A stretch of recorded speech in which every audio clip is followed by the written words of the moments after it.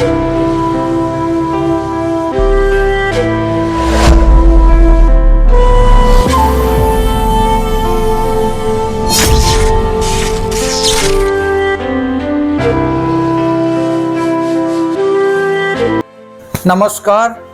प्रिय दर्शक बंधु मु सिद्धांत जीवंत आहार को आपण मानकु स्वागत जनाए। आसंतु प्रत्येक दिन परी आज मध्य आम्भे माने पवित्र बाइबल रु किछि अंश पाठ करिबा पुणी ताहाकु ध्यान करी आज दिन निमंते ईश्वरंकर रब को सुनी ताहाकु पालन करिबा निमंते चेष्टा करिबा। आजिर ध्यानर अंश पवित्र बाइबल रु लूक लिखित सुसमाचार 20 पर्व 1 पदरु 18 पद निया जाइछि। आजिर मुख्य प्रसंग अधिकार संबंध रे जुक्ति तर्क। आसंतु आम्भे माने एकत्र पाठ करिबा। एथि मध्यरे से दिने जेतेबेले मंदिर रे लोकमानकु शिक्षा देउथिले ओ सुसमाचार प्रचार करथुले सेतेबेले प्रधान याजक और शास्त्री माने प्राचीन वर्गों सहित आसी ताहांकु कहिले, तुम्भे केउ अधिकार रे समस्त करूअछ अबा जे तुम्भकु ए अधिकार देला से किए आम्भ मानकु कुह।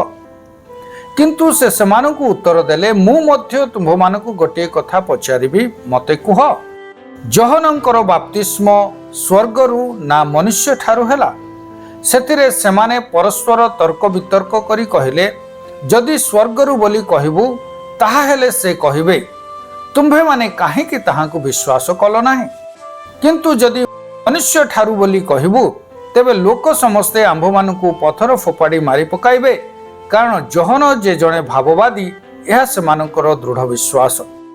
एणु ताहा केउठारु हेला यह जानती नाही बोली सेमाने उत्तर देले। यीशु सेमानकु कहिले, तेबे मु केउ अधिकार रे समस्त करूअछि ताहा मु मध्य तुम्भ मानकु कहिबि नाही। एथि उतारे से लोकमानकु एही दृष्टांत कहिबाकू लागिले। जणे व्यक्ति गोटे द्राक्षा क्षेत्र करी ताहा कृषक मानकु भागरे देई बहु काल निमंते विदेश को गमन कले।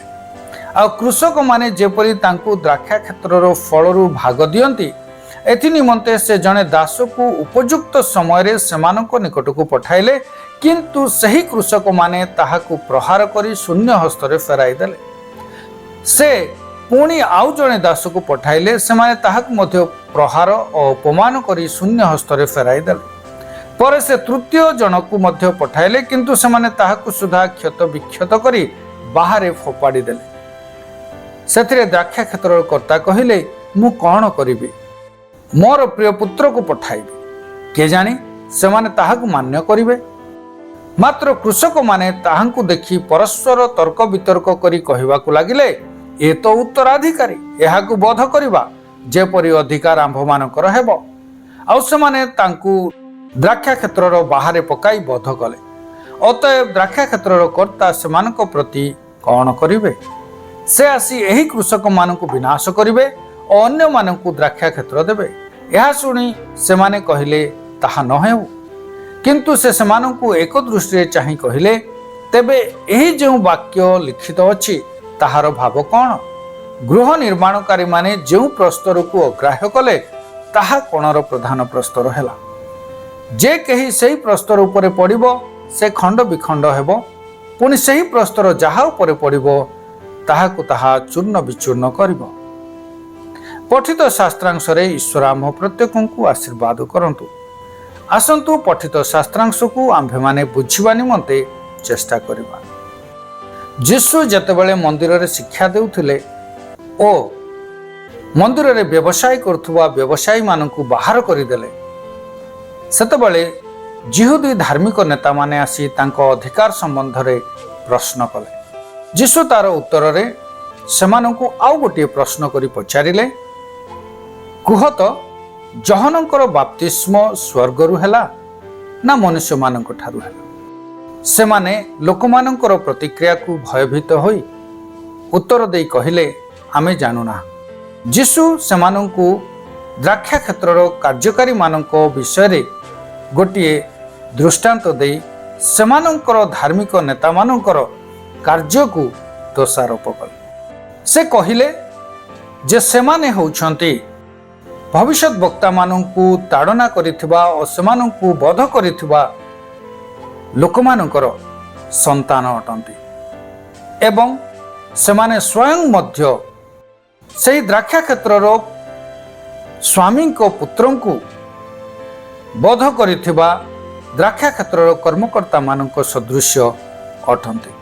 ତତ୍ପରେ ଯୀଶୁ ସେମାନଙ୍କ ଉପରେ ଆସୁଥିବା ବିଚାର ଓ ଦଣ୍ଡ ସମ୍ବନ୍ଧରେ ସେମାନଙ୍କୁ ଚେତାବନୀ ଦେଲେ। ଆଜିର ଶାସ୍ତ୍ରାଂଶରେ ଈଶ୍ୱର କିଏ ଅଟନ୍ତି? ଆସନ୍ତୁ ଆମ୍ଭେମାନେ ତାହାକୁ ଚିନ୍ତା କରିବା।